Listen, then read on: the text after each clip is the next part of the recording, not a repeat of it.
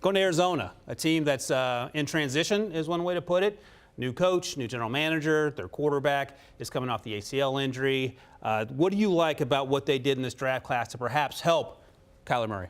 Well, I didn't like the trade, but I do like the player in Paris Johnson. Very good offensive tackle, someone that can help out on that left side. Technically sound guy, did a great job in protecting C.J. Stroud back there in the pocket. So when you're thinking about Kyler Murray coming off of a knee injury, we know he's an athletic guy, but I feel like they're going to ask him to stay in the pocket a little bit more, so be a little bit more judicious in when he runs. So for me, Paris Johnson, very good offensive line prospect, probably the best one in the class at the position. Why didn't you like the trade, just out of curiosity? Because I would have taken Will Anderson, because they need pass rush, and he was the best one in the class, in my opinion. I would have stayed pat, got the guy that can affect the game, and maybe we could find another solid tackle, maybe not the best tackle, but we can't find another Will Anderson.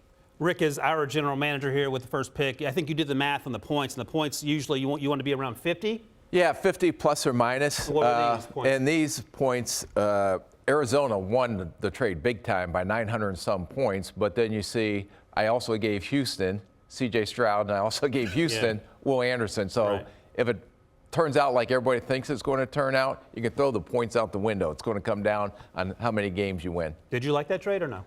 I liked it, but I didn't like I learned this in broadcasting boot camp. We have a tease coming up, and I'll tell you the reasons why I didn't like the Arizona Cardinals the overall draft. I thought they were solid, but I thought they panicked a little bit because when they moved down to 12, right, and they knew that probably the run on offensive linemen was going to start at 9 with the Chicago Bears, they probably tried to go up to 8, then 7, and finally they found a partner at 6. Right. So they moved up, cost them a little more, but they ended up getting the tackle they wanted, and that was Paris Johnson Jr. All right, let's go to your hidden gem. And Emory, I just want to say I've been talking about this young man out of Stanford for quite some time. That's what I heard from Rick when I first introduced him to Rick.